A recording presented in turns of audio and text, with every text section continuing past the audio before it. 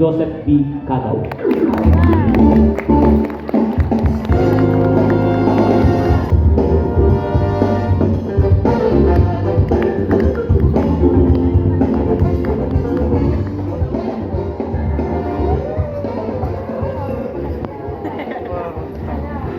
Wow.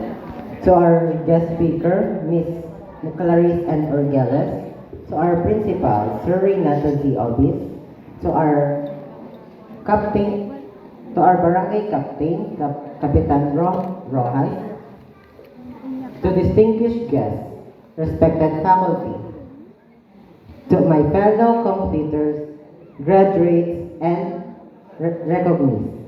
Good day to all. Congratulate everyone and say, I am so proud sa inyong lahat na na-survive natin ang isang school year na puno ng reporting, quizzes, activities, learning, cramming, sleepless nights, kulitan, asaran, kantahan, tawanan, at iyakan. Pero ako muna ang main character dahil deserve ko to. Huwag kayong mag-alala, Mikey lang. Sa mga klase ko dyan. Hindi yan. Kung hindi niyo pa ako kilala, ako nga pala si Carl Joseph Cadaw.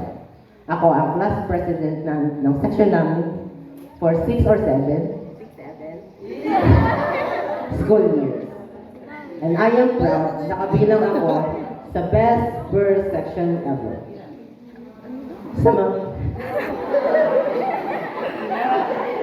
Sa mga classmates ko since day 1 at yung mga na-meet natin along the way, pati na rin yung mga nambubuli since LM, pati yung nangutang dyan at di na nagbayad. I am glad dahil nakilala niyo ako. Kasi kung di niyo ako kilala, wala sana ako na magsisimula ng ingay at gulo sa classroom. Wala sana mag-aakit sa inyo ng cutting classes. At sana wala rin kayong sip-sip at bida-bidang kaklase.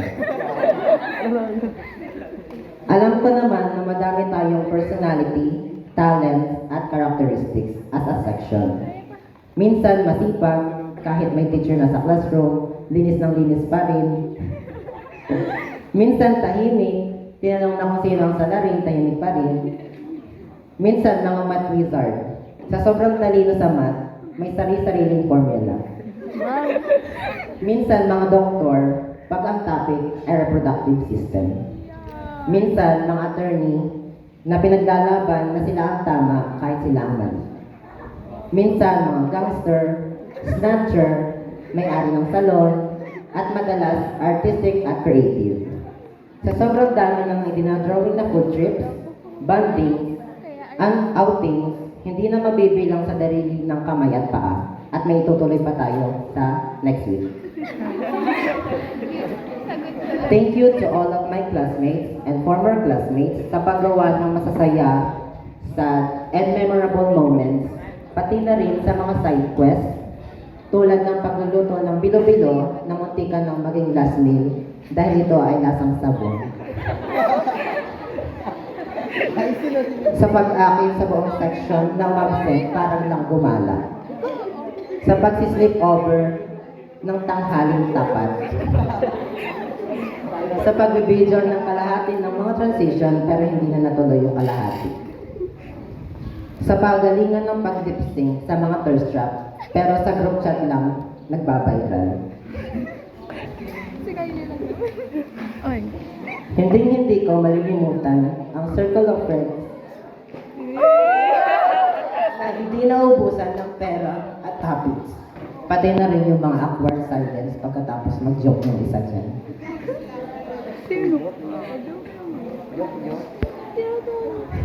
At nagawa pang gumawa ng iba't ibang inside jokes at iconic lines tulad ng I'm not perfect but I'm trying. You're right of course, but it still hurts. At ang pinaka-the best, class discuss. Yung circle of friends, nakasama sa mga movie watching na may kasamang pag-aagawan sa friends. Sa mga lutang moments at sa hanapan ng mga cellphone, Thankful ako sa inyong apat dahil sa inyo ko lang na-experience ang being part of a group.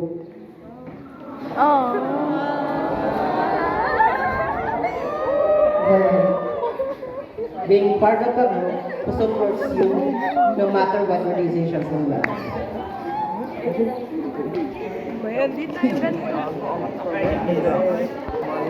Thank you din sa pag-help sa pagbabago sa akin to be to the best version of myself.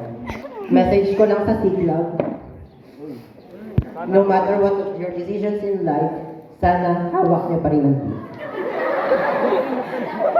At don't ever let go of your dreams. Kasi pag natupad niyo ang mga pangarap niyo, mabibigyan ko kayo ng 5 pitik with chocolate. Joke, eto na talaga.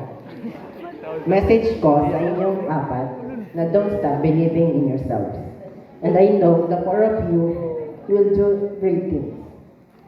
There are still many people who will eventually meet you, who will care for you, and cherish you as yourself and not as who you are.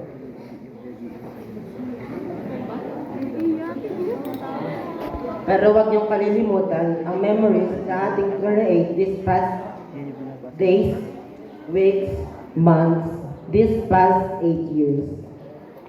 Tamo, tumagal pa tayo ng 8 years kahit tayo lagi nag-aaway dyan.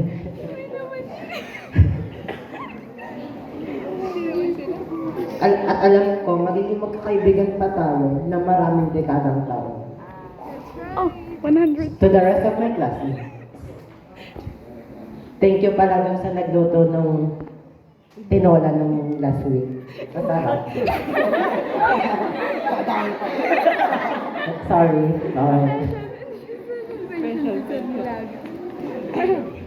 I'd like to thank you, my mama and papa. Thank you sa lahat ng teachers, mentors, sa mga naging seniors ko, pati na din sa mga naging peers ko. Thank you dahil natutulog din ako sa inyo. To mama, I'm sorry mama kasi promise ko talaga magbibitang honors ako eh. Pero di ko na lang. I'm sorry. Again, I'd like to congratulate everyone. At kung hindi niyo pa naririnig, I am very proud of you. Again, I am Carl Joseph Cadaw. Thank you.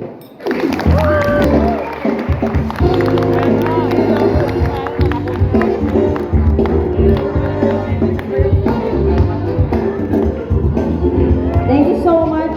Say at this point, deliver her farewell address. May I call on stage grade 12 graduate with honors from the academic track,